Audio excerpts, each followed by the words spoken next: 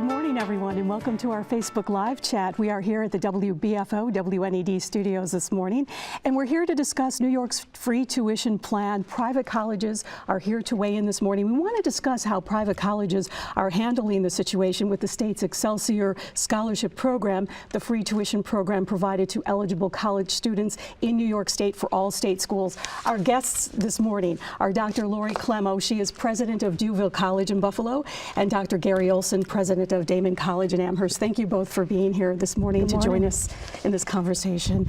Please, all of you in our audience on Facebook, join our conversation with our guests this morning. And we do want you to know that we did reach out to a few other private school leaders as well, but due to scheduling, they were unable to be here in studio this morning. So we welcome them, if they're on Facebook or from their schools, to certainly join this conversation this morning. So what I want to do first is just give a little background for our audience and for all of us here today. When the governor first announced the Excelsior Scholarship Program, the initial discussion opened up, and I know that Dr. Olson and I had this initially, emerged, how would it affect private schools, their enrollment in their future? And then the governor threw into the mix the Enhanced Tuition Award. And this is for state residents attending the private schools in New York. And surprisingly, statewide, so far, only 29 out of 95 private schools have signed up for that program. Here in the immediate Western New York area, it's Canisius, Hilbert, Niagara, and Trocaire. They opted into this enhanced program, and the other colleges, Daemen and Duville, St. Bonaventure, and Medaille, have opted out. Now, the requirements for the enhanced program are the same for the Excelsior Scholarship, from what I understand and have read. That includes the residency rule, where students must stay in the state as a resident for the number of years equal to the number of years that they receive these scholarship dollars. Medaille's president, Ken Maker, who could not join us today, was recently quoted in a Buffalo News article calling the enhanced program a gimmick. Now, just yesterday, our WBFO's Michael Moroziak was at an event with Lieutenant Governor Kathy Hochul, and he asked her about the schools that have opted out. And here's a clip of how she responded to that question. If you're a struggling family in the state of New York whose child may not be able to attend college because of the high cost of tuition, this is not a gimmick to you, this is a lifeline. This is an opportunity to redefine your life and your future, because you'll have access to what is the key to the American dream, which is in higher education. 3.5 million jobs today in the state of New York require higher education. So yesterday's high school doesn't cut it. My grandfather was able to get a job at the Bethlehem Steel Plant, which has a high school degree, build a wonderful life for his family. My father worked there, my uncles worked there. Those days are gone. Kids need at least a 2 to 4 year degree, and anyway we can create more access to that, and that includes helping with the cost of tuition. We're going to keep doing it. It's not a gimmick. It's recognizing the realities of the 21st century, require more people to go to college. Unfortunately, private schools have become very expensive, and we encourage them to do everything they can to reduce their costs. They should participate. They should match this to give every child an opportunity. So she said it's not a gimmick. She said it more than once. If you can both weigh in, why you opted out for your schools at this point? Well, I think at Daemen College we opted out because we thought that it's not the best for our students. You mentioned that there's so many restrictions. So, for example, having to live in the state after you graduate for the number of years that you have gotten funding is a terrible restriction when you're just starting a career. So if you have a job offer in California and you took 4 years of this funding, that means you have to stay here for 4 years and not take that job offer. Or, of course, you could take the job offer and be in default and it turns into a loan. But that's an unreasonable kind of restriction to put on our students. And then there are other restrictions. They have to have a full load, they have to have a certain GPA, and a number of others. And so at Daemen College, we thought that it's much better for our students not to have all of these restrictions, especially as they're beginning a career, and instead we offer very generous tuition assistance of our own on top of the federal aid that they get and the state aid that they get. We actually get $25 million worth of aid to our students on top of federal and state aid. So we thought it would be better for our students not to opt in and to subject them to these kinds of restrictions. You know, similarly at DeUville College, we were very concerned about the restrictions that were being placed on our students as well. The out-of-state restriction was one that we were most concerned with.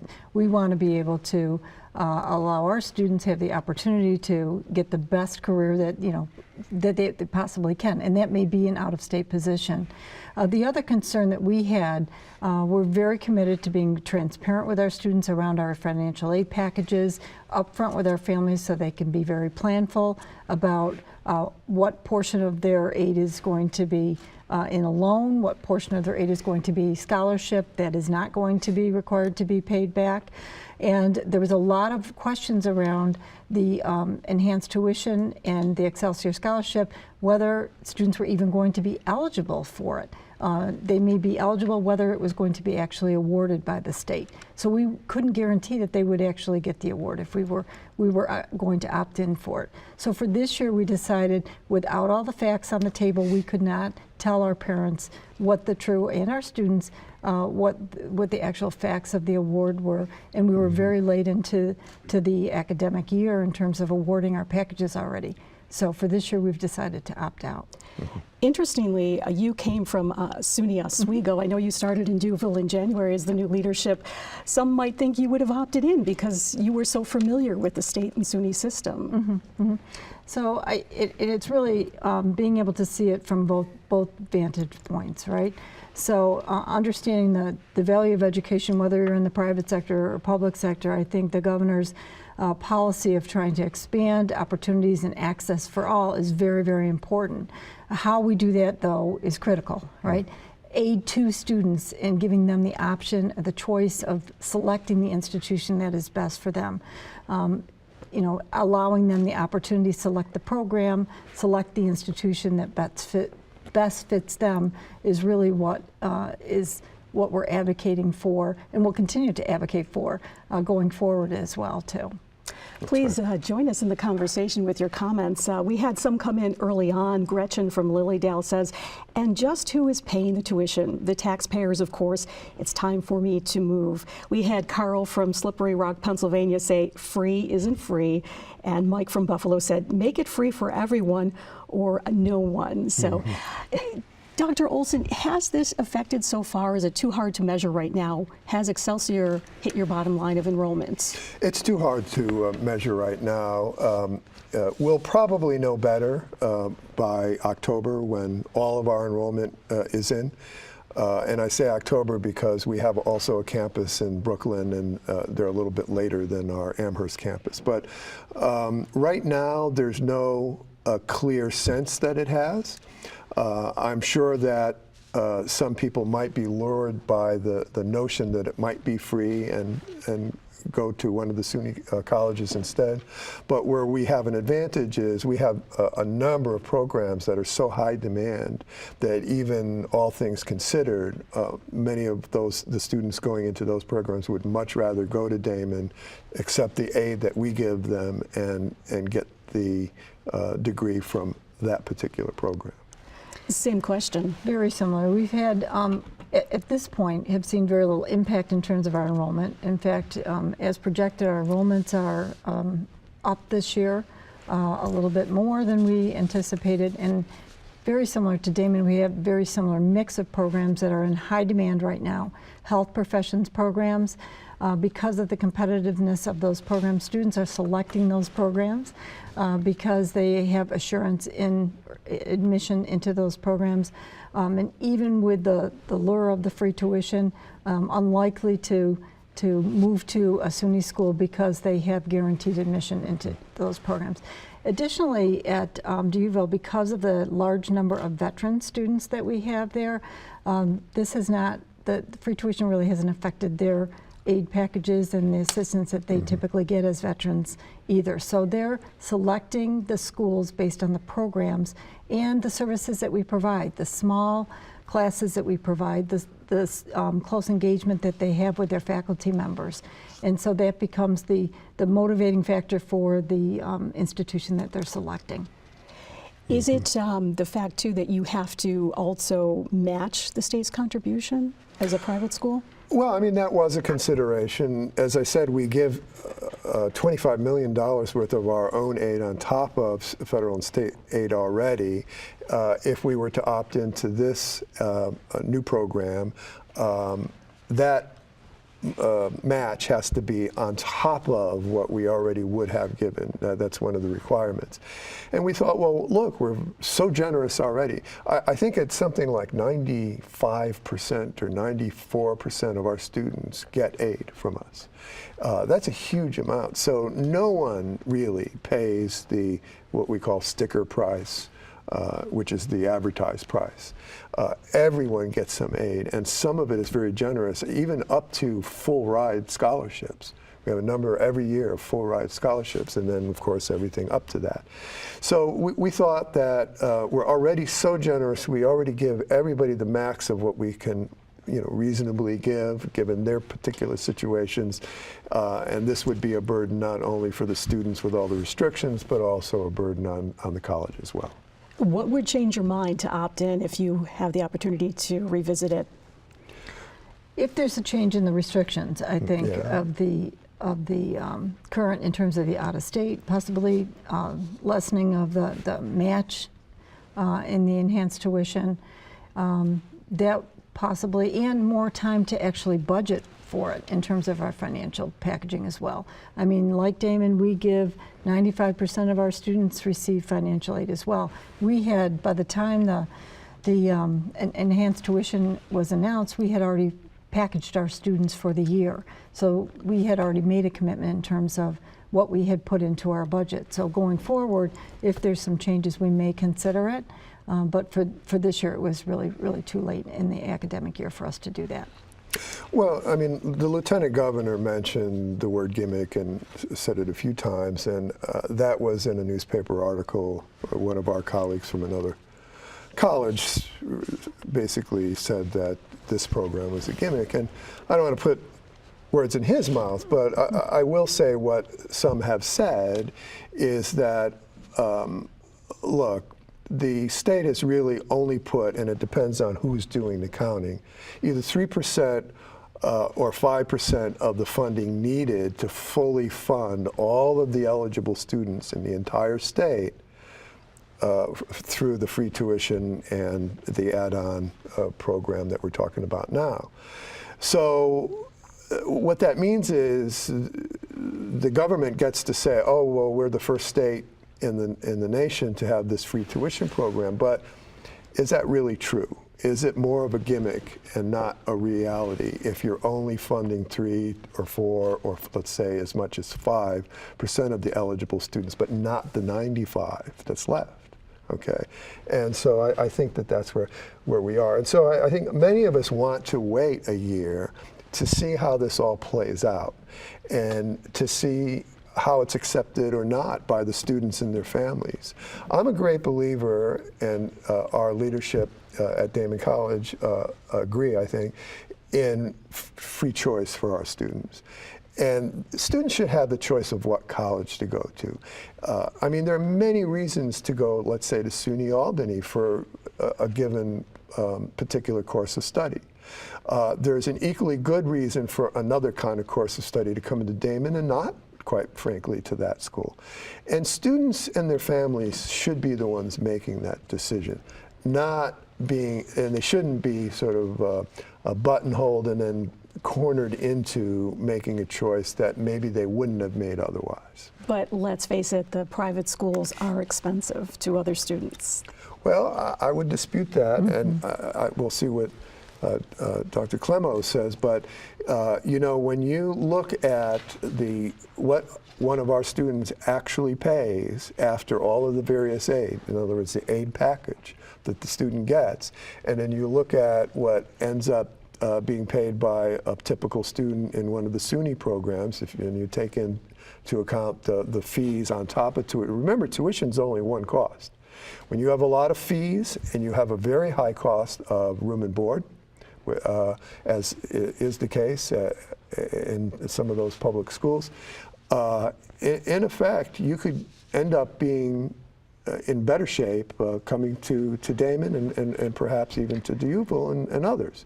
So people need to be wise consumers, and we're back to the word gimmick again. They have to not be, they have to look at all of the facts before they make the choice on where to go. I think it's also important to take a look at, and this is really what I think a lot of this conversation around college affordability is about, is how much is the actual, your degree costing you, and how much are students taking out in loans? And when we take a look at the loan indebtedness of our students at D'Youville College across the state compared to SUNY, we are about, our students on average have a loan indebtedness of about $25,000 when they leave D'Youville College. You know, that's lower than the state average of $30,000. For a four-year degree, that is a very good investment, considering what that means over the course of your lifetime in terms of increased earnings. So when the Lieutenant Governor is talking about the importance of higher education, and we look at that as an investment and what that's actually costing at a private institution today, it's an excellent investment because of what we are contributing in terms of our institutions, our donors are contributing to helping keep the cost of private education down. You know, and I wrote on this in the newspaper as well, and one of the pieces that I did publish in the Buffalo News, I ended by saying, remember, you get what you pay for. And it's a cliche, I know, but it is true. And so you have to remember, let's say in the end of the day, the cost of going to one of our colleges is about the same, or maybe even just a little bit more than what it might be at one of the big publics. Then you have to ask yourself a question. Okay, well, what was the experience I had over those 4 or 5 years? Did I have a real sense of being part of a family, as you do at Daemen College, being sort of getting all of the support all the way through, not just the financial support, but the support to continue on? And if you run into a little bit of trouble, are the tutors there for you? Do you have to wait or be in a line? Or what is your experience? Are you just a number in a huge mass of other people, or are you really, as we like to say at Daemen, part of a family, the Daemen family? You get what you pay for. And so I think as we all get to be better consumers of, in this case, of higher education, we have to say, okay, well, I know the sticker prices are different, but what do students actually pay? And above and beyond that, what do they get from what they pay? And that was one of our questions from Riley. He said, how do you think the quality of SUNY schools post-Excelsior scholarships will compare to the quality of your schools? Dr. Clemo, would you like to respond to that as well? Yeah. And again, I think that it's a matter of what the student is looking for, right, in terms of its programs and the experience that they are looking for. Each institution has a distinct mission and distinct experience that they are offering the students. In general, you know, SUNY schools are much larger. We commit to having much smaller class faculty-student ratio so that our students have a much a more engaged experience with their faculty members, and opportunities to really get to have a closer experience with the student services and that are supporting them through their experience as well.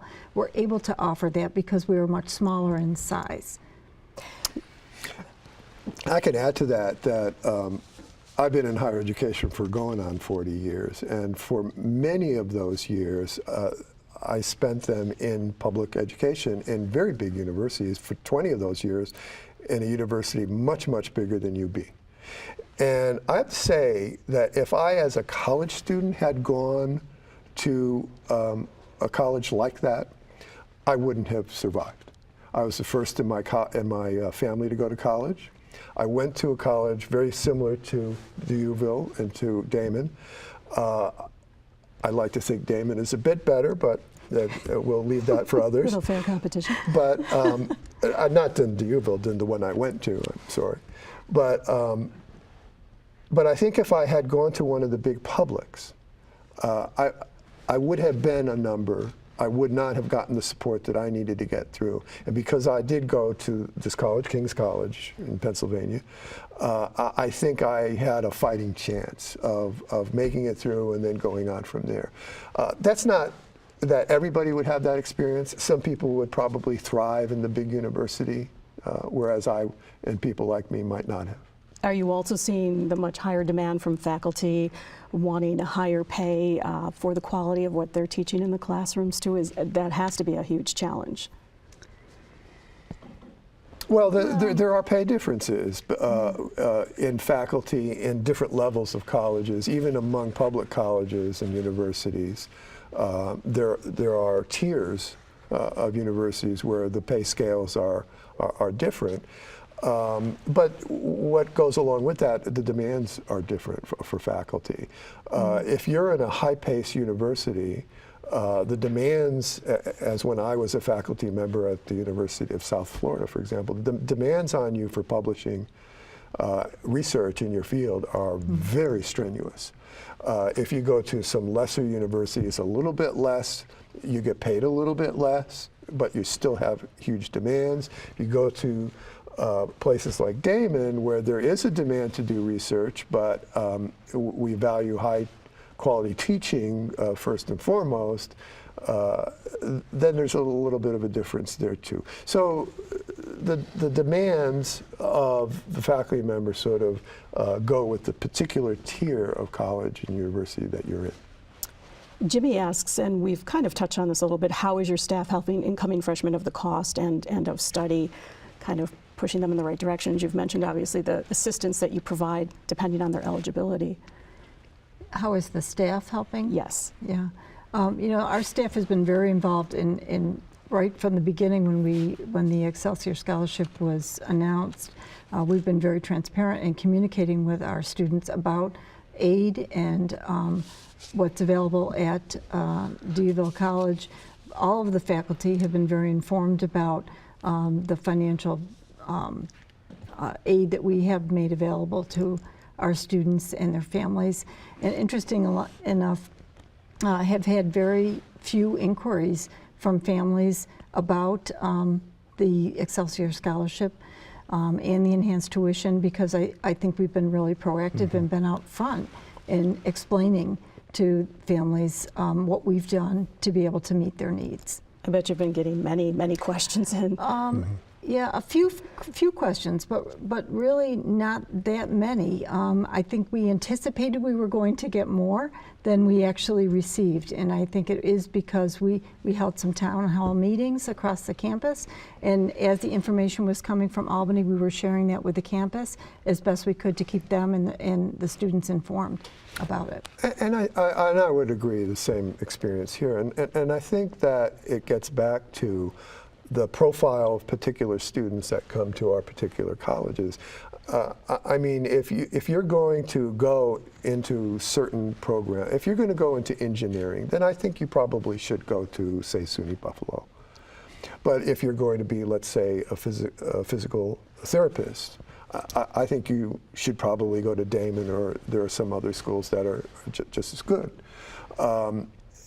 You have to choose wisely. What is your end result? What is your goal? And some schools will be better positioned to offer you more when it comes to quality. Remind our audience, please join us if you'd like with a question or comment. We would be happy to discuss it this morning before we wrap things up.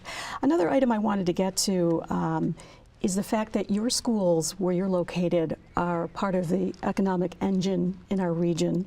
I know you and I have talked about the numbers of how much you provide. What would your comment be to the governor in regards to that, and saying that, you know, this is what we're supplying as well to the Western New York region? We're helping this region not only educate, but become an employer and provide back to the economic impact. I think the whole program was short-sighted. I've said this before, and whether you want to use the word gimmick or not, look, Daemen College is a relatively small college, a little under 3,000 students in Amherst, New York. We have an economic impact on the region of about $130 million a year. And then there are lots of other colleges, you might even have more of an impact. And what had been the case in New York State until just now is there had been a very, very nice balance between the privates and the publics, and the state had its own state tuition assistance program, unlike a good many states, on top of the federal, that worked just fine. The money went with the student. As you said, the money should go with the student. It went with the student, not to an institution, and it worked fine. And this kept everybody healthy as an institution, and the economic impact was still being spread across the state. Now, all of a sudden, there's this imbalance that's been created because instead of, let's say, putting all that money, which would have been a wiser move, I think, into the existing state program, the TAP program, and then upping that and letting students and families decide, well, I'm going to go to DUville, I'm going to go to SUNY Oswego or whatever. Instead of doing that, which is how it will always work, now all of a sudden there's an incentive that's being made to go to one sector over the other. It's unfair, but you know what one of the unintended consequences could be is that there are plenty of small colleges across the country that have been struggling financially, and that each year there are a number that close because they couldn't get the enrollment to stay open. Well, how is this going to affect some of the smaller colleges that really have been struggling even before this? Is it going to push them out of existence? If it does, it could mean that the economic engine that they were in their communities, they will no longer exist. And so the whole community will suffer. And why? It didn't need to be. And so that might be one reason why one of our colleagues called this a gimmick. Very well said. So, At DUville, we really have been proud of the fact that we are very, very responsive to business and industry in our region in terms of developing programs that are needed in the region. Education and medicine is one of the fastest growing industries, particularly in Western New York, but in upstate in particular. And DUville College has been there to respond by creating programs in the health professions. And as a result, 86% of our graduates are in the health professions right now and earning top salaries out of their first year earnings. In Western New York, DUville was the top rated college for earnings for our graduates. And as a result, that has huge economic impact in our area. Those graduates are here, they're working here in our community, and they're having economic impact, $170 million of economic impact in our region. So this program right now has not had impact this year on us, but as Dr. Olson said, we are concerned. We're watching it very closely. We're monitoring what the impact will be in our next year's class to see what the movement is and students as they decide going into next year what their colleges are. But certainly having that choice is, concerning for us, that we want to make sure that the students have that aid and can have that opportunity to go where those programs have been developed that are responding to the community's needs. that's right. We have another comment from Jimmy again. He asks, what percentage of enrollment would you say are from the Buffalo Public Schools? I don't know if you have those kind of raw numbers on you or are able to do that. I would think DUville does have maybe a higher percentage of city students. I'm not sure come from the city schools. We, from the Buffalo, Niagara region, about 85% of our students come from this region, but I'm not sure how many from the Buffalo City School. Yeah, I couldn't tell you an exact number. Probably about 70-some-odd% of our students come from the state. We have students from, I think, 23 different states and a number of nations. We do have a comment from Trocaire College, which is wonderful because they were one of the opt-in for the enhanced program. So here is their comment. 97% of our students receive financial aid, so we recognize the importance of making higher education accessible and affordable. That's why we opted in to the enhanced program.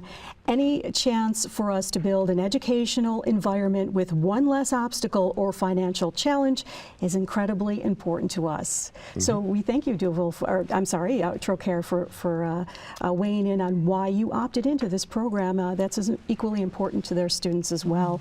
I think we're going to wrap it up for now. We thank all of our Facebook audience for their comments and some questions this morning and into this afternoon now for our guests. And President Olson and President Clemo, thank you so much for joining us and being here to talk about this challenge ahead with private schools and the enhanced programs. Thank you, Eileen. Thank you.